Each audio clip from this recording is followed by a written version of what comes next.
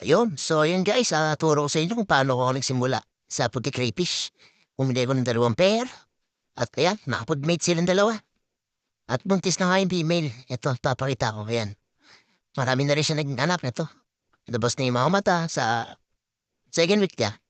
Then sa third week niya, ito na siya. Third week to fourth week yan. Inabangan na lang natin lumbos yung mga anak niya. Ayan, ang dami. Yung mga mata na at saka mga paa.